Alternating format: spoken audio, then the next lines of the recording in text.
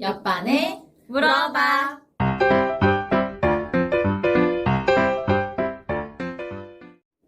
안녕하세요, 여러분. 뽀쌤, 징쌤, 수쌤. 영쌤입니다. 오늘은 저희가 학교에서 매일매일 하는 것에 대해서 다뤄보려고 하는데요. 바로 안전교육입니다. 안전교육은 매일 딱 이제 안전교육 하자! 라고 하지 않아도 사실 우리가 생활 속에서 이미 많이 하고 있는데 어떤 말씀들을 많이 하시나요? 천천히 걸읍시다. 복도에서 뛰지 맙시다. 체육 시간에 선생님의 말씀을 꼭 잘 들읍시다. 줄을 바르게 섭시다를 늘 얘기하는데요. 오늘은 이렇게 생활 속에서 실천하고 있는 안전교육 외에도 안전교육, 어떤 주제들을 다루면 좋을지 이야기해 보겠습니다. 그럼 선생님들은 어떤 안전교육을 실시하고 계신가요? 여름에는 수영장에 가죠. 그러면 수영장에서 할 수 있는 안전교육을 하고요. 겨울에는 아이들이 스케이트나 스키를 타러 또 갑니다. 아니면 밖에 얼음이 좀 많이 생기잖아요. 그래서 얼음과 관련된, 빙상과 관련된 안전교육, 계절과 관련된 안전교육, 아이들의 신체 활동과 관련된 안전교육이 있습니다. 이런 계절과 관련된 안전교육 같은 경우에 3학년, 4학년 친구들은 또 생존 수영도 하잖아요. 맞습니다. 그래서 생존 수영 가기 전에도 꼭 같이 안전교육을 실시해주는 것 같습니다. 저는 안전교육하면 가장 많이 떠오르는 바로 두 가지. 화재 대피 훈련과 지진 대피 훈련. 이 두 가지가 떠오르는데요. 다들 화재 대피 훈련 하실 때 어떤 걸 가장 많이 신경 쓰세요? 저는 불이 났을 때 어떻게 대처해야 되는지. 예를 들면 어떤 것들이 있을까요? 우선은 손잡이 같은 거 잡지 말자. 불이 났을 때. 그리고 수건을 적셔서 코를 이렇게 막자. 질식되면 안 되니까. 화재가 났을 때 어떻게 대응하는지에 대해서 알려주고 있습니다.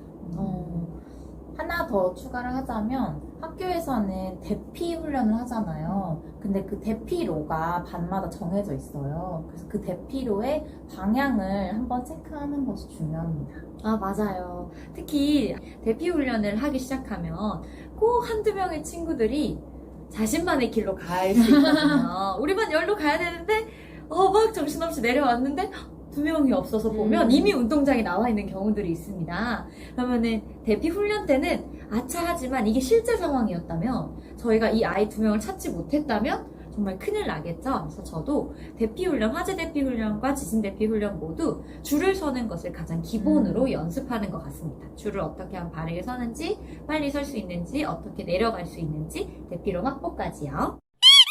성폭력 예방 교육이 있는데요. 학교에서 왜 성폭력 예방 교육이 필요한가라고 물으실 수 있겠지만 사실 아이들 사이에서도 서로의 신체를 소중히 하고 서로 만지면 안 된다. 꼭 교육을 하셔야 되고 그 다음에 학교 밖에서도 혹시나 낯선 사람을 만난 경우에 어떻게 대처해야 하는지 등을 모두 성폭력 예방 교육 안에 포함해서 교육한다고 하시면 됩니다.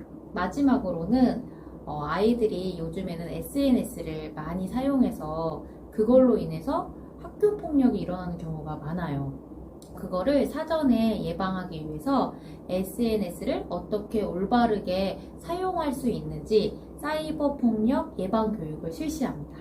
진짜 중요한 것 같아요. 놓치고 가기 쉬운 부분인데 저학년 친구들도 고학년 친구들도 SNS 관련된 사이버 폭력 교육은 꼭 실시해야 할 것 같습니다. 그럼 각자 어떤 방법으로 안전교육을 실시하시는지도 궁금한데요. 어떻게 실시하시나요? 저는 주로 알림장을 많이 활용을 하는 것 같아요. 사실 창제 시간 이용하면 되는데 일부러 시간을 1시간, 2시간 내는 게 쉽지 않을 수 있습니다. 정말 반복해서 교육을 할 수 있는 가장 좋은 도구는 알림장입니다. 그래서 그날 어떤 대피 훈련이라던가 SNS 관련된 교육을 했다 그러면은 알림장에 저는 주로 빈칸을 좀 뚫어줘요.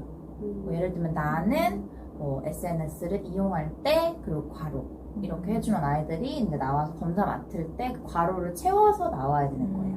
네, 그렇게 하면서 아이들하고 그냥 이제 선생님이 써준 거를 그대로 쓰는 것은 아니고 아이들이 자기가 지켜야 될 거를 하나씩 지키게끔 하는 알림장을 활용한 교육을 하고 있습니다. 저는 실제 안전교육 시간에는 아이들이 좀 이 상황이 얼마나 위험한지 그리고 실제로 일어날 수 있다라는 걸 알려주기 위해서 최대한 뉴스 동영상을 활용하는 편이에요. 그래서 아이들에게 말로만 이렇게 하면 불이 날 수 있어요. 이렇게 하면 뭐 다칠 수 있어요. 라고 말해주지 않고 뉴스에서 최대한 비슷한 상황을 찾아서 아이들과 함께 시청하는 편이고요. 뉴스에 이미 나온 영상 같은 경우에는 다 정제가 되어 있기 때문에 심각한 장면은 나오지 않습니다. 대신 사건의 그 중요한 부분이 나오고 또 그 부분에 대해서 뭐 소방당국이나 혹은 다양한 곳에서 실험을 하신다거나 전문가분들의 의견을 내신 혹은 이렇게 행동해야 합니다. 라고 주의사항까지 주는 경우가 많아서 저는 뉴스 동영상을 활용하는 편입니다. 동영상에서도 추천하는 게 두 가지 저는 있는데요. 위기를 나가는 그거 있잖아요. 그거랑 그거에 굉장히 잘 설명이 되어 있고 생각보다 사람은 쉽게 다칠 수 있다를 좀 알려주는 것 같아서 저는 아이들한테 그걸 굉장히 강조하거든요. 해하려고 하는 게 아니라 그냥 장난을 치다가도 많이 다칠 수 있다. 그래서 항상 조심해야 된다. 안전은 항상 생각해야 된다. 그래서 그거를 좀 자주 보여주는 편이고 저학년에게는 그게 조금 충격적일 수 있을 것 같아서 귀여운 캐릭터들이 나와서 장난치면서 이야기하면서 하는 그런 영상들이 굉장히 많아요. 잘 되는 영상들이 많아서 그것도 많이 활용하는 편입니다. 마지막으로는 아이들과 자기가 직접 경험했던 경험담을 나누어 보는 것도 되게 좋은 안전교육입니다.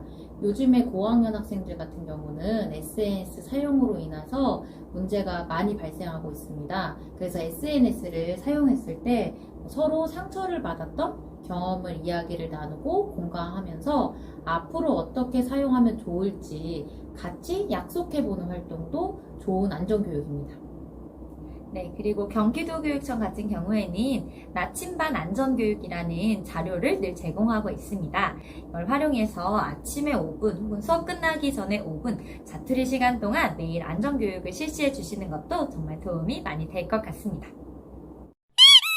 오늘은 이렇게 안전교육에 대해서 알아보았는데요. 다음에도 궁금한 모든 것을 하나, 둘, 셋 옆반에 물어봐!